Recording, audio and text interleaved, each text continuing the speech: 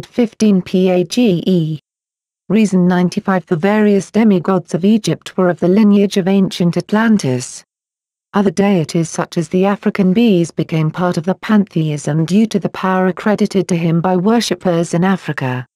Egypt absorbed all the powerful deities throughout the land, and thus the people were wholly dependent upon serving and caring for the gods, who often manifested as the royal families. Generally they were trained in techniques of mental power, then given a rod to intensify those powers. To the people they had the power of gods. Everything that is living first examines what it was before, so it knows what to become next, and this can be seen even with microscopic life forms. This means that if they tell us lies about what happened in the history of this world, as a race we face not only heavy mental alteration but also, 116 PAGE. Possible extinction. We are not continuing on our true cycle as I explained above about descending. Real zodiac does give a pretty accurate layout of your character, but we have the ability to change our ways permanently, thus altering our DNA. This is the marvel of the human race. Considering how long this charade of playing God has been going on, this may be the first time, at least in this segment, that such knowledge of the inner workings of our society has been placed in our hands. Not to mention, this is probably the first time a mass of people are at a comprehension level to at least grasp what is happening. In the history of man, the masses have been powerless with little intellect. The human mind, which I mentioned before, is more like a wheel turning. When we get set into habits, it creates a groove in the brain. Deeper grooves are habits that have been practiced for longer periods.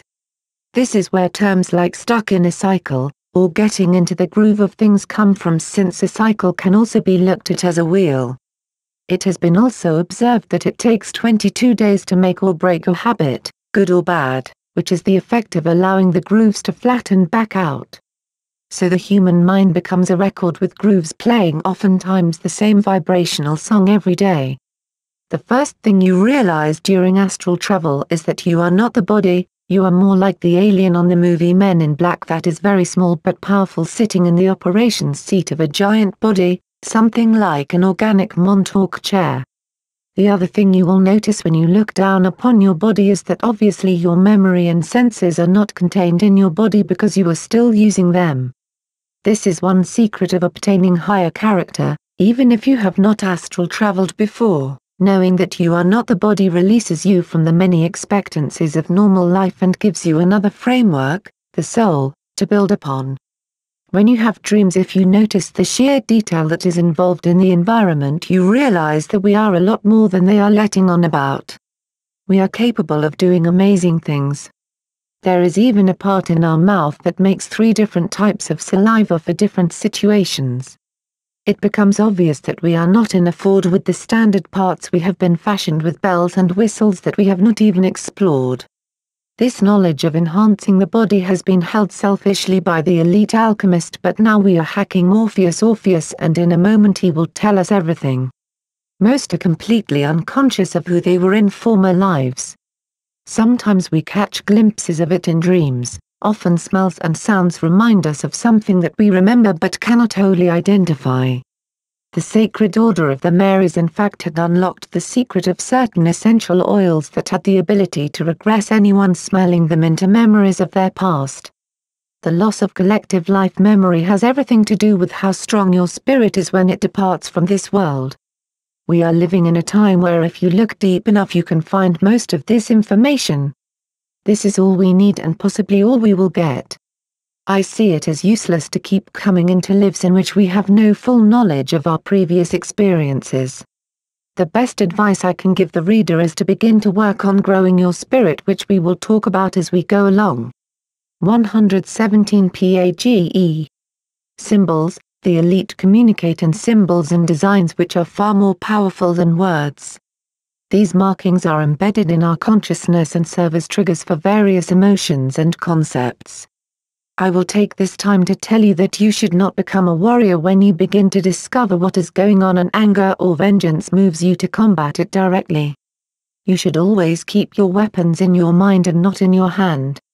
Warrior also means a person who worries warrior so much once they figure out how much strength and cunning the other side possesses that they actually send energy to the negative forces when they become overwhelmed and behave foolishly. Remember, what we face as a society is something that we all must confront at some point. One person cannot fix this world on their own, but each person can do their part in getting out information of the truth. This way those who are still confused can make up their mind as to which side truly resonates with them, so they can go about it fully and not half-heartedly. The whole construct of this book is not to down any religion, race or belief system.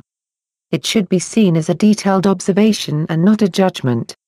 In the Book of Revelations it says, "How I wish you were hot or cold, but you are lukewarm, and I shall vomit you out of my mouth." This means that individuals should not straddle the fence. Whatever they are going to be, they should get on with it. This whole activity of truth-seeking does wonders for our complete growth, so it should be looked at as such. Everything that you have experienced will all come to your aid one way or another when you have purpose. Let everything you do have purpose. With this information you now have a chance at saving yourself and others. The last thing you want to do is become so scared you no longer want to know anymore. In the unknown you can be found because you have not yet discovered your true self, obviously, because you are not even flying or at least floating yet. I give this pointer very sternly. Fear is indeed the mind controller. You are stopped at times from learning anything more because of the internal feeling of death and the lies about what really happens after death. Many people hold on to their religious preferences because they feel it will save them in the end, even though they break most of the rules of the religion. It would suffice to know that when you die you go to the place corresponding to your mentality or frequency, hence the term judgment or a judging of the mental. Society has been trained to love lure and ceremony, thus the preacher with a fiery sermon gets more attention than the sometimes boring metaphysic who is explaining how the body can really work the miracle they are so busy ranting about to make it seem like such a big deal. Individuals will begin to need their powers in order to survive. That is the pressure placed upon us in the end of this segment: evolve or face extinction. Once the mental portal is reopened and the person becomes open-minded again, most of the instructions, activations, and experiences will happen during sleep. If you, 118 PAGE, were completely transported from this world never to return, it would take place in your sleep. It is unclear what happens to your body here. Some say it continues as if it's you and behaves just like you through residual memories, action and reaction. People never know you are really gone. In Egypt, where much of this is amplified, we find the cult of Isis. Many believe with the masculinity of the pharaohs the women played only roles as normal queens called by them, farts. In all actuality the Egyptian empire functioned as a trinity, and the female part of the trinity became absorbed under Isis. To maintain it as a trinity, all the other gods and goddesses were summed up under the main Ennead. Clearly Osiris, Horus and Isis make up the Egyptian trinity. Sin, Shamash, and Ishtar make up the Babylonian. Isis represented Ninhursag, Ninella, Inanna, Ishtar, Mat, Mer, Mary, Mut, Nephthys, Hathor, Nut, Diana, Asteroth, Astarte, Aphrodite, Athena, Tuat, Bast, Uzatezan, Ida, Mylitta, Baalath, Anahita, Ashur, Azif, Kodesh, Sophia, Sothis, Sode, Shekinah, Magdalena, Europa, Ganymede and many others. This became possible because it was the so-called goddess female energy that equated to the enlightened portion of spiritual trainings, so when an initiate came in contact with the actual spirit of the religion, it often personified itself in one of these goddesses who all remained under the same umbrella. This is why even to this day Isis under many forms is worshipped heavily. Our Statue of Liberty is a rendition of Isis. Her main sign is $, which is the word Isis compressed into one symbol. Some of the countries of their origin are Assyrian Ishtar, Phoenician Ashtoreth Astarte, Syrian Atargatis Turkito, Babylonian Belit Mylitta, Arabian Ilit Alalat.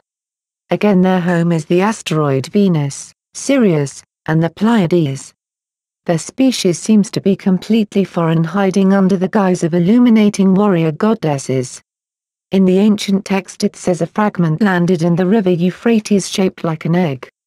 Somehow those who interacted with this egg became infused and infected with